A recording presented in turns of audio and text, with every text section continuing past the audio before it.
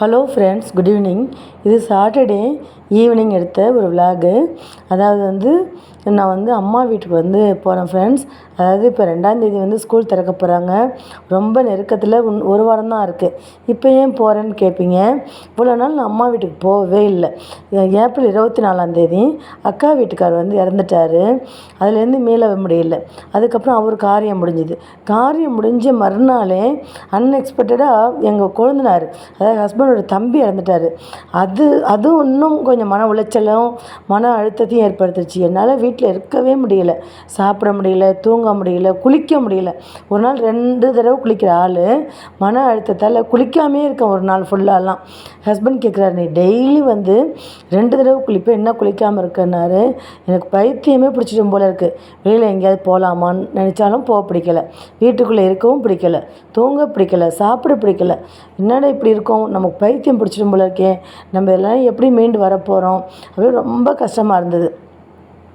எனக்கு ரொம்ப நாளாகவே, அதாவது ஏப்ரல்லையே எனக்கு உடம்பு முடியாமல் போச்சு, நிமோனியா வந்தது. அப்புறம் கண் வைரஸ் பாதிப்புன்னு சொல்லிட்டாங்க கண்ணில். அப்புறம் அதுக்கு டாக்டர்கிட்ட காமிச்சிட்டு இருந்தேன். அதுக்கப்புறம் இந்த கண் பிரச்சனை இருக்கும்போதே ஆயிடுச்சு, இந்த 2 டெத் ஆகிடுச்சு. எனக்கு கண்ணுக்கு ரெஸ்ட்டே கொடுக்க முடியல.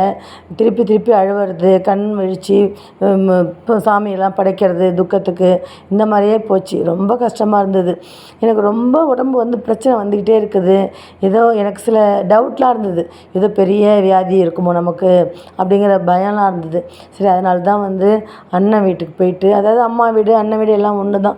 அண்ணன் வீட்டுக்கு போயிட்டு அங்கேருந்து சென்னையில் போய் ஃபுல் செக்கப், ஒரு மாத செக்கப் பண்ணிக்கலாம்னு சொல்லிட்டு தான் இன்றைக்கி ஈவினிங் தான் போகலாமா வேண்டாமா போகலாமா வேண்டாமான்னு ஒரு சந்தேகத்திலேயே, அப்புறமா தான் மனசே இல்லை, போகிறதுக்கும் பிடிக்கல, இருக்கிறதுக்கும் பிடிக்கல. அது மாதிரி ஒரு குழப்பமான சூழ்நிலையில் நான் கிளம்பி போகிறேன். போயிட்டு அங்கே மாஸ்டர் செக்கப் பண்ணிவிட்டு அதுக்கப்புறம் ஒரு நாள் இருந்துட்டு வரணும். ஸ்கூல்லையும் நிறைய வேலையெல்லாம் வந்துடும். இப்போ கவர்மெண்ட் ஸ்கூல்லாம் பார்த்திங்கன்னா, ஸ்கூல் திறக்கிற அன்றைக்கே புக்ஸு, நோட் புக்ஸு, யூனிஃபார்மு எல்லாமே இஷ்யூ பண்ணிவிடுவோம். 2 நாளைக்கு முன்னாடியே புக்ஸு, நோட் புக்ஸ்லாம் எடுத்துக்க சொல்லுவாங்க. ஏற்கனவே 2 செட் யூனிஃபார்ம் நான் ஆஃபீஸ்லேருந்து போய் எடுக்கவே முடியல. எனக்கு ஒரு கூட பிறக்காத சகோதரர் இருக்கார், அதாவது என் ஹஸ்பண்டோட கிளாஸ்மேட்டு ஹெச்எம்மாக இருக்கார் பக்கத்து ஸ்கூலில்.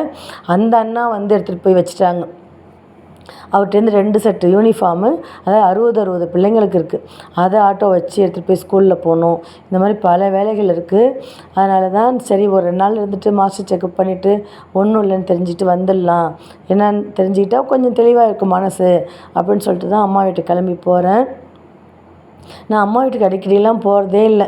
நான் போய் ஒரு வாரம் தங்கினதெல்லாம் ஒரு 2-3 வருஷத்துக்கு முன்னாடி தான்.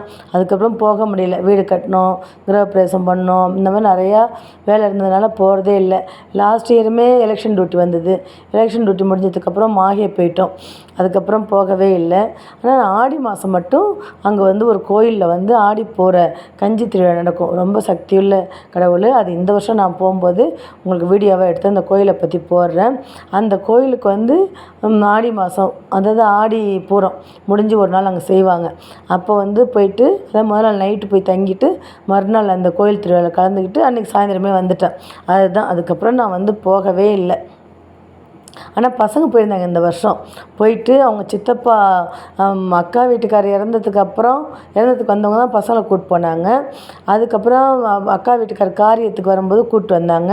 திருப்பி காரியம் முடிஞ்சு திருப்பியும் என்ன பண்ணிட்டாங்க, கூப்பிட்டு போயிட்டாங்க. ஏன்னா எனக்கு ஸ்கூல் முடியலை, உனக்கு ஸ்கூல் முடியட்டும், நாங்கள் கூப்பிட்டு போனால் தான் நீ இங்கே வருவீங்க, உங்கள் உடம்பை காமிச்சிட்டு பசங்களை கூப்பிட்டு வருவீங்கன்னு சொல்லிட்டு கூப்பிட்டு போயிட்டாங்க. அப்புறம் திடீர்னு குழந்தை இறந்தவொடனே அப்புறம் டெத்துக்கு வந்தவங்க தான் பசங்களை அழைச்சிட்டு விட்டுட்டு போயிட்டாங்க.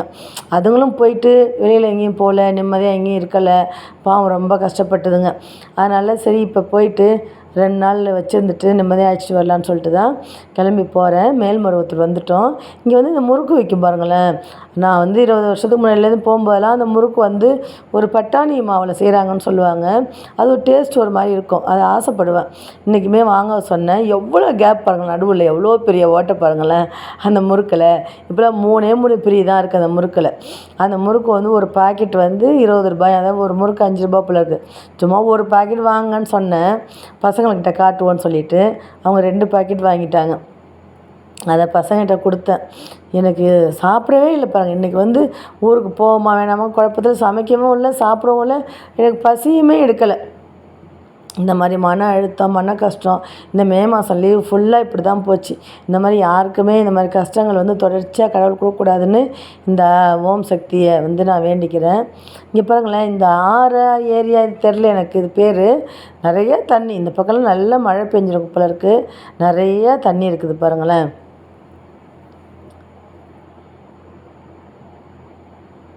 இதனால தான் நான் வந்து ஊருக்கு போகிறேன். நான் வந்து வியாழக்கிழமை வரலான்னு நினச்சிட்டு போகிறேன். ஆனால் எப்படி இருக்குன்னு தெரில. நான் திங்கள் செவ்வாயில் வந்து ஹெல்த் செக்கப் போகிறேன். போயிட்டு ஒன்றும் இல்லாமல் இருக்கணும்னு நானும் கடவுளை வேண்டிக்கிறேன். நான் ஏற்கனவே சொன்ன மாதிரி 2 பசங்க வந்து இப்போ தான் 8th அடி எடுத்து வச்சுருக்காங்க. நம்ம வந்து பசங்களாம் பெரியவங்களாயிட்டாங்க, அவங்க காலில் அவங்க நிற்பாங்க, அவங்க வேலையை அவங்க செஞ்சுப்பாங்க அப்படின்னு சொன்னால் இறக்கிறத பற்றி எனக்கு கவலையே இல்லை. எல்லோரும் பூமிக்கு வந்து எல்லோரும் ஒரு நாள் இறக்க தான் போகிறோம். ஆனால் பசங்க ரொம்ப சின்ன பிள்ளைங்களா இருக்காங்களே, அவங்கள விட்டுட்டு போயிட்டோம்னா அவங்கள யார் பாப்பா? அந்த மாதிரி ஒரு கஷ்டம்தான். பாப்பா தூங்கிட்டா பாருங்களேன். பஸ்ஸுமே இந்த மாதிரி டக்குன்னு வெளியில் வந்தோம், மெயின் ரோடுக்கு வந்தோம், பஸ் ஸ்டாப்பு கூட போகவே இல்லை. பஸ்ஸு வந்தது, நிறுத்திட்டாங்க, அதிசயமாக நிறுத்திட்டாங்க. பஸ்ஸுக்கு அலைச்சல் படல. பஸ்ஸில் ஏறிட்டோம். பஸ்ஸு ரொம்ப ஃப்ரீயாக இருந்தது. தம்பியும் பாப்பாவும் ஒரு 2 பேர் சீட்டில், ஹஸ்பண்ட் ஒரு சீட்டில், நான் 2 பேர் சீட்டில் தனியாக, அந்த மாதிரி ஃப்ரீயாக உட்காந்துட்டு போனோம். அப்புறம் பாப்பா வந்து திடீர்னு வந்து என் பக்கத்தில் உட்காந்துட்டு மொபைல் கேட்டாங்க. நான் வீடியோ எடுக்க போகிறேன்னு சொன்னேன். நான் கொடுக்க மாட்டேன்னு சொல்லிட்டேன். அப்புறமா என் மடியில் படுத்து தூங்கிட்டாங்க.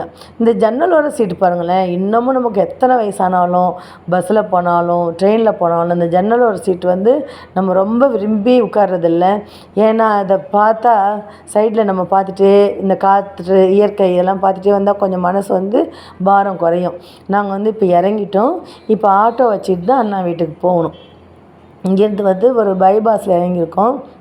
இங்கேருந்து ஆட்டோ பிடிக்க தான் போகிறாங்க. இந்த ஆட்டோவில் ஏறி தான் அண்ணா வீட்டுக்கு போகணும்.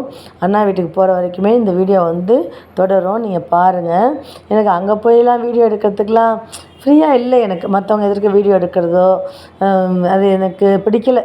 இப்போ ஃப்ரீயாக இல்லை, அதனால தான் வந்து நான் எடுக்கல. அங்கே போய் வீடியோலாம் என்னால் எடுக்க முடியாது. சரி, இது வந்து சனிக்கிழமை எடுத்தது, சரி இதை வந்து அப்லோட் பண்ணுவோம் அப்படின்னு சொல்லி தான் பண்ணேன். என்னால் இப்போ அடிக்கடி வீடியோவும் போட முடியல. நான் வீடியோ போடுறதுனாலயே எனக்கு கொஞ்சம் ஸ்ட்ரெஸ்ஸு குறையுது. நம்ம வீடியோ எத்தனை பேர் பார்த்துருக்காங்க, எத்தனை பேர் லைக் பண்ணிருக்காங்கன்னு அதை அப்பப்போ ஒரு 1 ஹவருக்கு ஒரு தடவை எடுத்து பார்த்துப்பேன். ஹாய், நம்ம வீடியோ இவ்வளோ பேர் பார்த்துருக்காங்களா, ஒரு சந்தோஷம். என்னுடைய ரிலாக்ஸேஷனுக்காக தான் நான் அந்த வீடியோவே போடுறேன். மற்றபடி எனக்கு வருமானம் வருது அதெல்லாம் இல்லை. நான் வீடியோ போடுறதுனாலையும் எனக்கு நிறைய பிரச்சனைகள் வருது. இருந்தாலும் அது போட்டால் எனக்கு கொஞ்சம் ரிலாக்ஸாக இருக்குங்கிறதுனால போடுறேன், வேறு ஒன்றும் இல்லை. இப்போ பாருங்களேன், அம்மா வீடு வந்துடும். அதான் அம்மா வீடு அண்ணன் வீடு வந்துடும். வந்ததுக்கப்புறம் நான் வந்து இந்த வீடியோ முடிச்சுக்கிறேன். உங்களுக்கு இந்த வீடியோ பிடிச்சிருந்தா லைக் பண்ணுங்கள், ஷேர் பண்ணுங்கள், கமெண்ட்ஸ் பண்ணுங்கள். ப்ளீஸ் என் சேனலை வந்து சப்ஸ்கிரைப் பண்ணுங்கள், பெல் பட்டனை ப்ரெஸ் பண்ணுங்கள். அப்போ தான் நான் போடுற வீடியோ உடனுக்குடன் உங்களுக்கு நோட்டிஃபிகேஷனில் வரும்.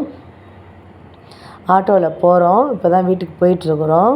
நான் வந்து பசங்கள்லாம் ஆட்டோவில் இருக்கும்போது காமிச்சேன். எல்லாம் காமிக்காது அப்படின்னு சொல்லிட்டு முடிஞ்செல்லாம் மறைச்சிக்கிட்டாங்க. பாப்பா அதுக்கே சொல்லுவாங்க, அம்மா நீங்கள் ஃபேஸ் காமிங்க, நீங்கள் ஃபேஸ் காமிச்சா நிறையா சப்ஸ்கிரைப் பண்ணுவாங்கன்னு சொல்லுவாங்க. எனக்கு அதுக்குமே விருப்பம் இல்லை. பார்க்கலாம், ஒரு நாள் சந்தோஷமான ஒரு மனநிலையில் ஒரு இடத்துல வந்து ஒரு நேரத்தில் வந்து நான் வந்து ஃபேஸ் வந்து ரிவ்யூ பண்ணுறேன். இந்த வீடியோ உங்களுக்கு வந்து போர் அடிக்குதா இல்லை பிடிக்குதான்னு எனக்கு தெரியல. பாருங்கள், பொறுத்துக்கோங்க, இந்த வீடியோவை வந்து பொறுத்துக்கோங்க. இது என்ன ஊருன்னு நீங்கள் கண்டுபிடிச்சிங்கன்னா எனக்கு வந்து கமெண்ட்ஸில் சொல்லுங்கள். நான் நல்லா ஊர் பேரை சொல்லலை, என்ன ஊருன்னு நீங்கள் கண்டுபிடிச்சிங்கன்னா எனக்கு கமெண்ட்ஸில் சொல்லுங்கள். வீட்டுக்கிட்டக்கு வந்தாச்சு, வீடு வந்துடும். இதுதான் வீடோட சைட் போர்ஷனு. இப்போ வந்து வீடு வந்துருச்சு. இது அண்ணாவோட வீடு. இந்த உங்கள் வீடு பிடிச்சிருக்கான்னு பாருங்கள். எங்கள் வீட்டிலலாம் கொஞ்சம் ஃப்ரீயாலாம் இருக்க மாட்டாங்க. வீடியோ எடுக்கிறதுலாம் அவங்களுக்கே பிடிக்காது, வீடியோ போடுறதும் பிடிக்கலை. அதனால தான் நான் இங்கே போயெல்லாம் வீடியோ வந்து எடுக்க மாட்டேன். Thank you friends, bye. என்னுடைய ஹெல்த் செக்கப்பில் எந்த ஃபால்ட்டும் இல்லாமல் நல்லபடியாக வரணும் இறைவனை வேண்டிக்குவாங்க. Thank you, by.